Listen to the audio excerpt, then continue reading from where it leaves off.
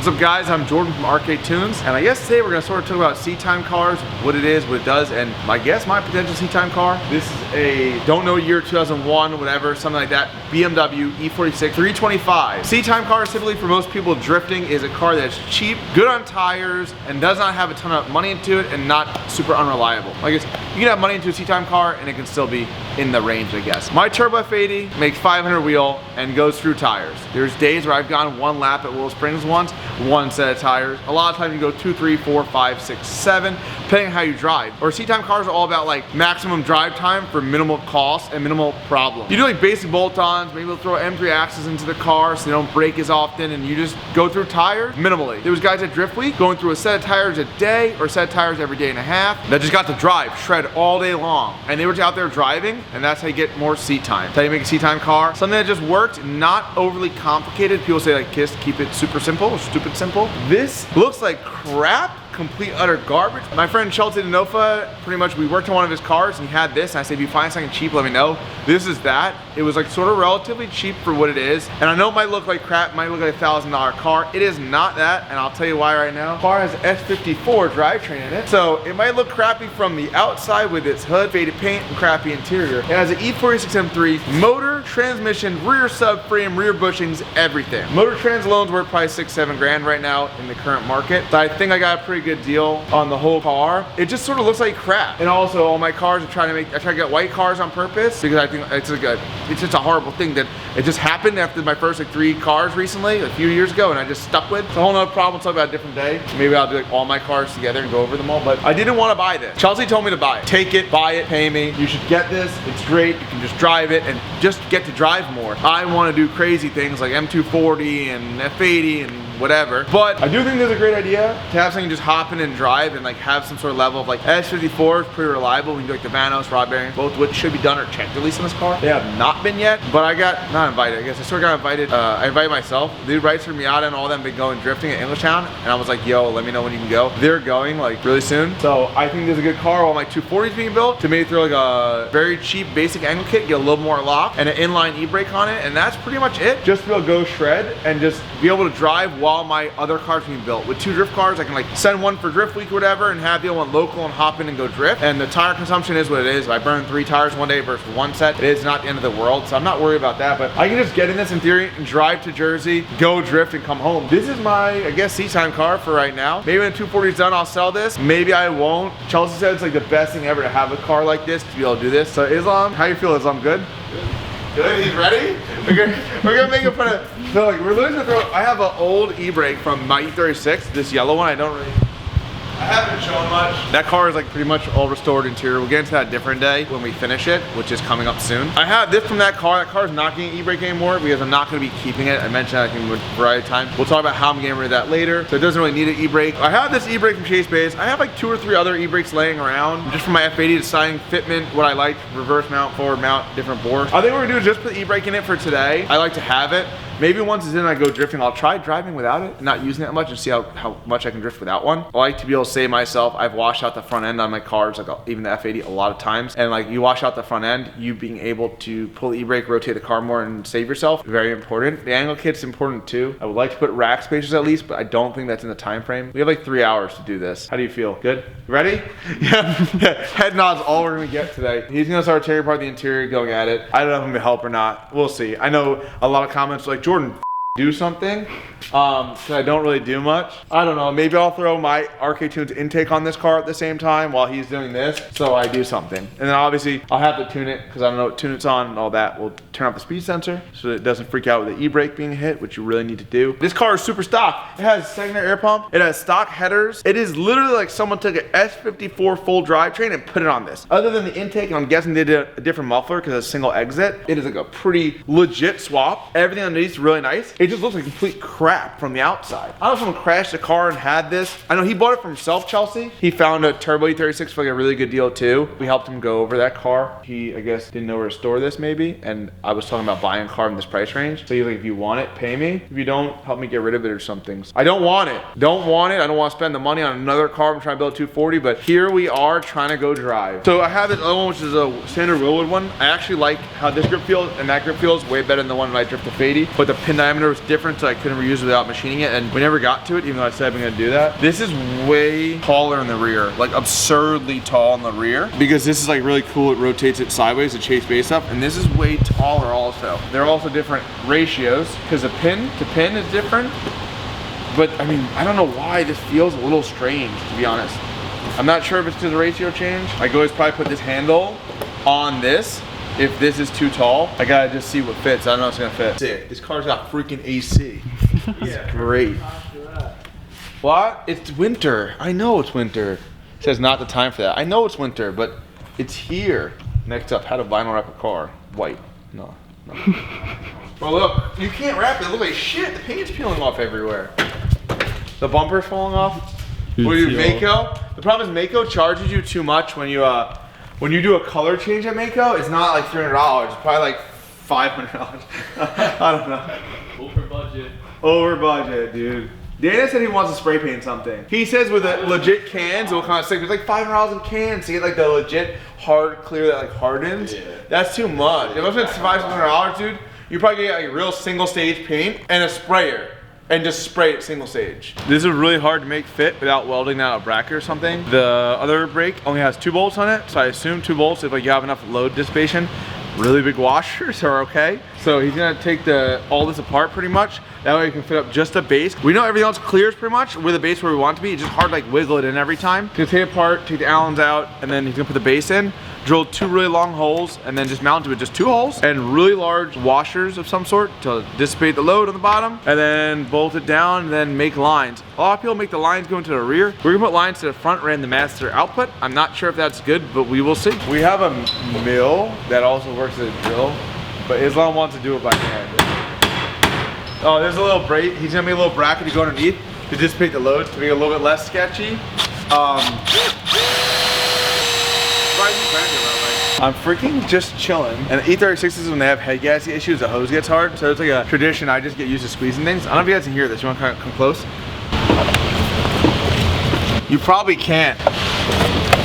No, I think I You think you can? Yeah. There's a freaking slushy in this thing. It's freezing cold outside. This must have like not antifreeze in it. It must have like water. Let's see if it's frozen in here.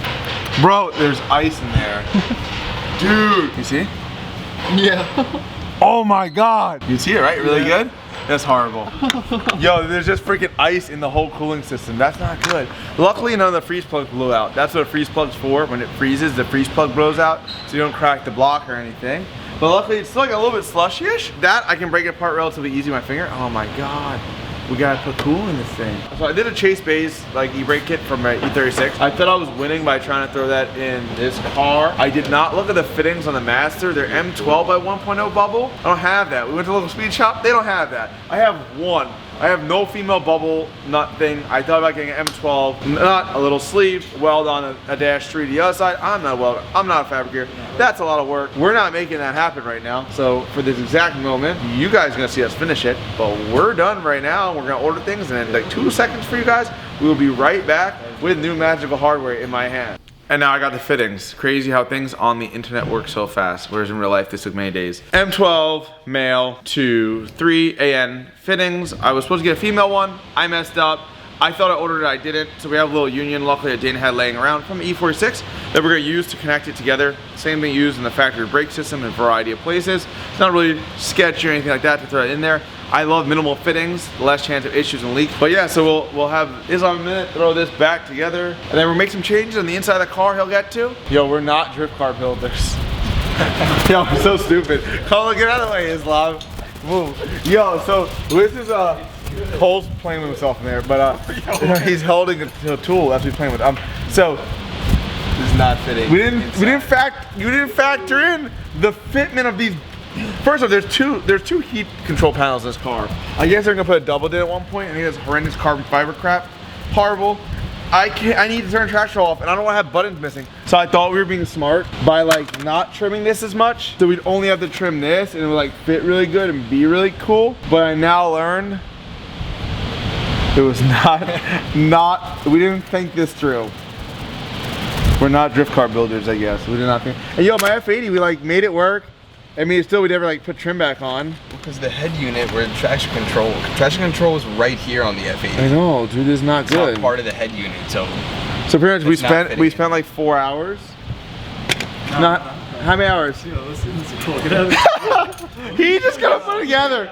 No, I don't even tell you to do. We're gonna move it. I'm gonna buy a reverse mount or something. All my hard work. I'm gonna buy a reverse mount. He's super good. I'm gonna buy a reverse mount, dude, from Drift HQ, and then I'm gonna put it in a normal location through one of these buttons, I guess. Yeah, I'm not good at this. Nah, Islam, don't even do it. Just quit. No, I'm gonna buy a reverse mount one, dude. I'm gonna buy a reverse mount one. We don't quit. He's gonna see if it unclips. It obviously unclips. It was never plugged in. He said, what's plugged in? It obviously unclips. But that's not a problem. A reverse mount one, right? Even if it starts from over here and goes backwards a little bit, it's gonna put it in like so much better of an angle and placement anyway. The e-brake kind of hit the dashboard. We can adjust that with this rod. That's fine. But a reverse mount one, even if the rod starts from here and goes that way, you can put it like close to the dash anyway. Literally, if you need less rod, you can always cut the rod down. The rod part has a C-clip holds in, and you always weld to it to make it longer. Look, we got 4 ports here, right? I don't know if you hear him. They were all plugged in here. This was never plugged in before.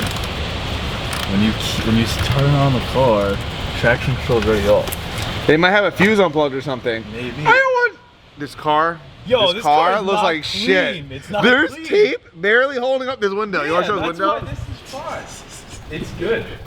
This is not a good car, but I don't want to make it worse. Nah, there's no making it worse. It's already Dude, worse. we're gonna hit this interior with like that vinyl black spray paint we've been using. And this shit's gonna look fresh as freaking hell. It's just coming out. The interior's gonna come out, correct. Yeah, the interior probably will come out. So this is good. And the place. Here's the deal. The placement's not good. Look how what happens when you pull it. Look how far back it goes. Yeah, but look. Pull it. First gear. No, that part's fine, but pull it. Watch what happens. What happened? All the way. I don't know how far. It just looks It's weird. not gonna go back that far. So you think just leave it because we're not gonna have interior anyway? I think leave it because it's Done. and I spent 3 hours. Where's the buttons you just got rid of? He threw the buttons out already. I don't need them. I'll plug climate control up here. You got your little The thing's gonna be But how am I gonna go in sport mode? chop the button out. I guess, yo, dude, but it has heated seats.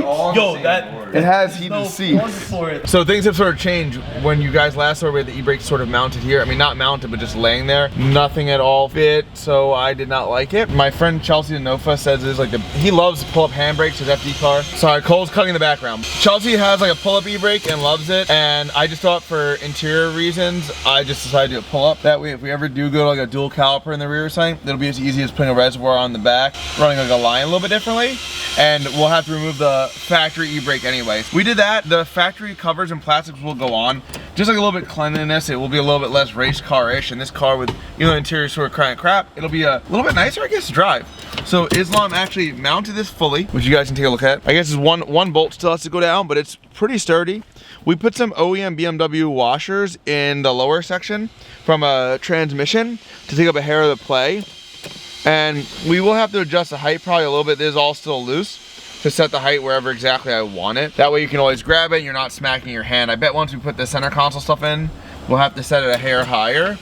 And then, yeah, hopefully it works with this size master cylinder. If for whatever reason we're pulling like maxing out to barely lock up, we'll change that to a different master. I have a few here to choose from. It'll work. I guess it's cool. I sit really close up. Probably sit, let's see how it'll be. Wow, yeah, I sit really close up, I guess. I mean, I guess this is as close as I'm gonna get probably. And then otherwise, dude, the interior was not fitting. It was really, really bad idea. But no, this is great. So he's gonna keep doing everything. We got the fittings for the front. This is not one of them, but this is just me trying to figure out what to use. And then yeah, we're gonna get it all together and maybe go do some e-brake yanks outside. Going through the car, I guess we're gonna go take it out for a rip. E-brake's all done. We just bled it. It feels a little weird, but it might be because the inline, it has to suck fluid through a whole line, I'm hoping. I've also only driven, I've never driven inline like this before. And every time I drove someone's pull-up, I drove, like, have once. I never really took great, I was never like, oh, let me see how it works. I just went, I pulled it, it locked. Car has a bunch of random stuff in the trunk, I guess. Fuel pump, some bushings, a muffler. We're gonna take out, we're gonna leave all that. That doesn't care, I don't care if it bounces around, but we're gonna take out the interior stuff and then go drive down a block and see if the e-brake works. So yeah, other than a little bit of trimming right here, I didn't want to modify where the OEM brake lines go in case it ever gets removed or something. I didn't want to do any permanent modifications to the car, then drilling a few holes to bolt this to. But it's pretty close to going through the OEM spot and it's angled pretty nicely.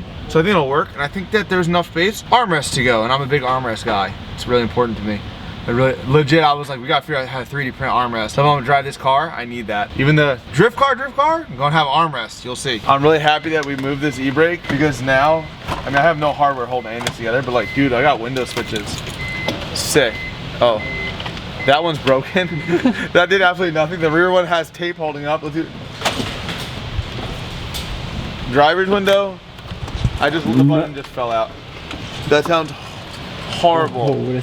All right, so we have one window and 4 switches, but that's fine. We're gonna go drive it like that. That's not a huge deal, but at least it's pretty cool. It's gonna all work out. So I'm gonna clip this in first. Yeah, I don't know how this attaches. I don't want this button, that way if I drive past, you know, do a donut or something, I can like open the window and talk to you. This is literally the first drive out of the shop. We're gonna do a little pull, see how it feels, nothing crazy, and then just make sure e-brake works.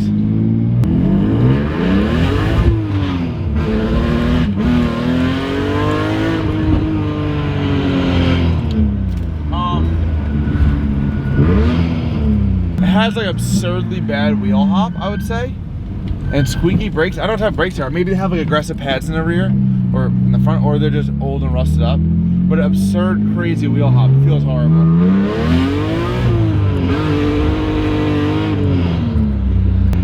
Feels good. I mean, yeah, it's not bad. Also, I guess that I'm assuming when Chelsea tried drifting this, he unplugged the speed sensor somewhere. There's like every ABS light and everything.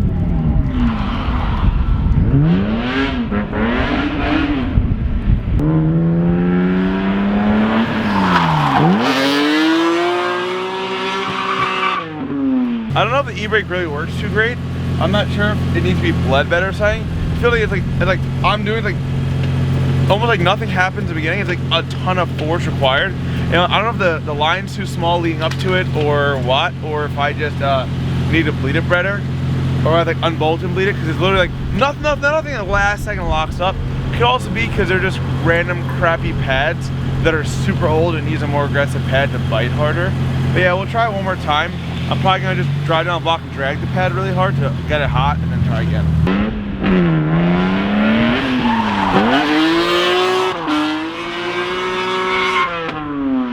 I guess it works.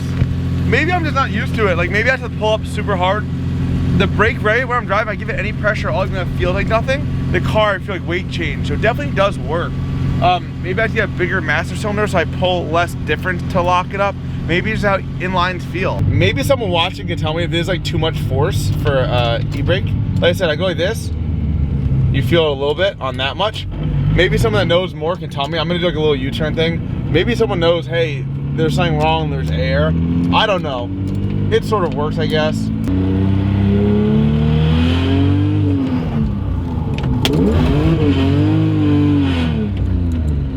I don't know. Well, it feels cool. I guess I don't know what you guys can see, but I mean it does.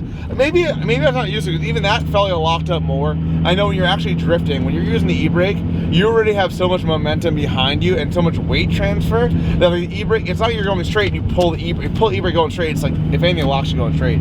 It's more like the weight shift or flick with the e-brake, I guess it works. So who knows? Maybe you guys say this is totally perfect. I'm just being a little baby. I'm not used to it. But I mean, right now even this thing is like pretty cool. I'm obviously like, even the other turns you guys just saw, I'm not driving really fast. It's like, I don't know what speed it is, like 20 miles per hour. I'm not trying to come through here at crazy speeds unless I have like more spotters and stuff. And even then it's like probably not the best idea. You go way faster through this. It's super, the car just drives pretty good. I guess, I don't know what, Charles did some sort of BS alignment or whatever, but I mean, it works pretty good, drives pretty good. Car's pretty dope. I'm gonna do a fat burnout for you guys because this car works great. Before I do that, hit subscribe if you want to see more. We're gonna get an angle kit on this car, and then I guess we're gonna go drifting with it. I don't know when. I gotta see when the people I know that keep using Englishtown go to Englishtown, or hit up the guys there and set it myself. But fat burnout time. Hit subscribe. Give it a thumbs up if you want more of these videos.